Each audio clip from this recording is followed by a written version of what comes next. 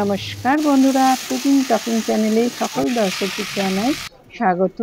বন্ধুরা, আজ আমি আপনাদের সামনে নিয়ে এসেছি বিচে কলার ঘ্যাটের রেসিপি। দেখুন, আমি এই বিচে কলাগুলো দেখাচ্ছি। একটু পেকে গেছে, মানে একটু বুড়ো হয়ে গেছে বিচে কলাগুলো।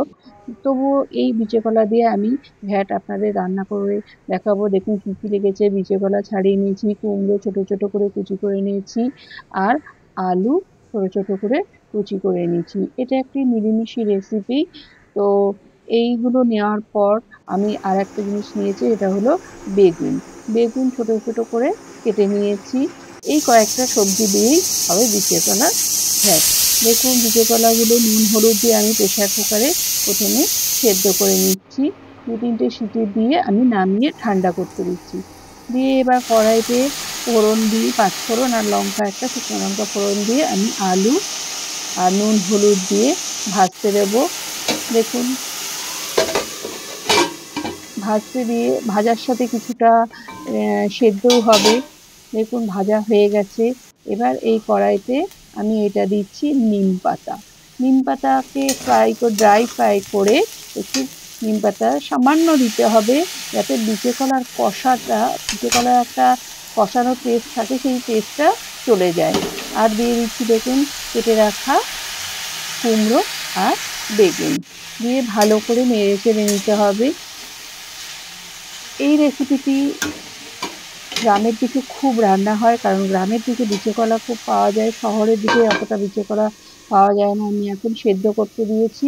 এদিকে দেখুন, সেদ্ধ করে রাখা বিচে কলার বীজগুলো আস্তে আস্তে করে ছাড়িয়ে নিচ্ছি। এটা একটু সময় সাপেক্ষ ব্যাপার, আর যেহেতু আমি ওইদিকেও আমার সময় লাগবে আলু বেগুন আর কুমড়োগুলো সেদ্ধ হতে, সেই সময়ের মধ্যে আমার এই বীজগুলো ছাড়ানো হয়ে যাবে। এইভাবে বীজগুলো ছাড়িয়ে ফেলে দিতে হবে। ফেলে দিয়ে বিচে কলার যে বাকি অংশটা চটকে নিতে হবে হাতের সাহায্যে। এদিকে দেখুন বীজ ছাড়ানো হয়ে গেছে, আর কুমড়ো বেগুনগুলো গলেও গেছে। দেখুন ভালো করে ভাজাও হয়ে গেছে। এগুলো কিন্তু গোটা থাকবে না, সবই স্ম্যাশ হয়ে যাবে, স্ম্যাশ করতে হবে। আর আমি বিচে কলার দেখুন বিচে কলার এই বীজগুলো ছাড়িয়ে একটু চটকে নিয়ে জলটাকে চেপে হালকা করে ফেলে দিয়ে এই আলু বেগুনের সাথে দিয়ে দিলাম। দিয়ে আমি দিচ্ছি সর্ষে বাটা একটু।